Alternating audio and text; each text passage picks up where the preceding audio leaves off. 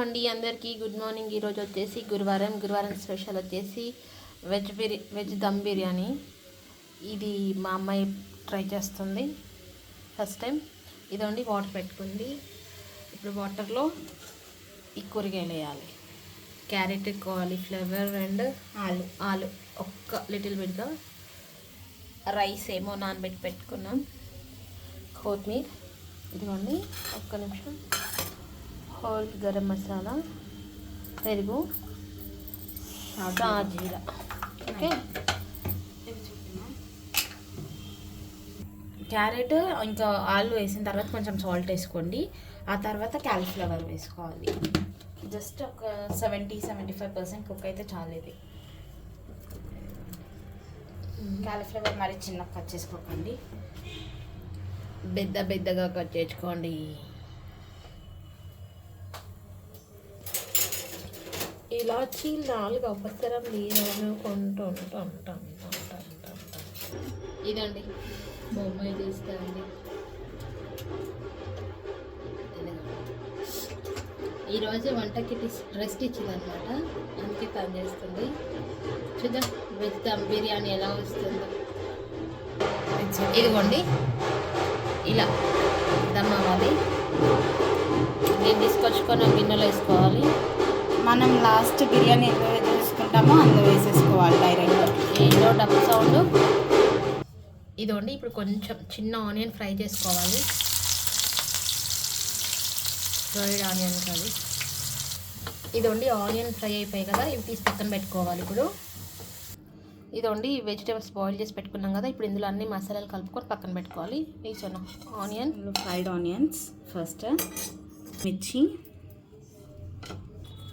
2 బిర్యానీ ఆకు, 2 ఇలాచీ, లవంగా, ఇవన్నీ వేసుకోవాలండి. హోల్ గరం మసాలా వేసుకోవాలి. పట్టా, ఇవన్నీ, కొంచెం కొత్తిమీర, షాజీరా, ఇందులో కొంచెం గరం మసాలా, ధనియా పౌడర్, జీరా పౌడర్ అండి, పసుపు కొంచెం, కారం, అల్లం ఎల్లిగడ్డ పేస్ట్, 1 స్పూన్ ఆయిల్, కొంచెం పెరుగు, ఒక 2 స్పూన్లు అంతా, కొంచెం సాల్ట్. ఇది మొత్తం ఇలా కలుపుకోవాలి. ఇదండి ఇలా కలుపుకున్నాం కదా, ఇప్పుడు ఒక 10 మినిట్స్ దీన్ని పక్కన పెట్టుకొని ఈలోపు రైస్ బాయిల్ చేసుకుందాం. ఓకే, ఇదండి ఒక సైడ్ వాటర్ పెట్టుకున్నాం కదా, అది బాయిల్ అవుతుంది. ఇప్పుడు ఇందులో డ్రై మసాలా వేయాలి. వేసేసాను. కొంచెం పచ్చిమిర్చి 2, కొంచెం వేసాను. సాజీరా అంతదు. షాజీరా కొంచెం వేసి కొంచెం సాల్ట్ వేయి. ఇదండి కొంచెం ఉప్పు. ఇదండి బాయిల్ అవుతుంది కదా, ఇప్పుడు ఇందులో రైస్ వేయాలి. ఇదండి ఇందులో రైస్ వేసుకున్నాం కదా, ఇది ఒక 70% అలా ఉడకాలి. ఉడికిన తర్వాత అందులో మిక్స్ చేసుకోవాలి. ఉడికినాక చూద్దాం.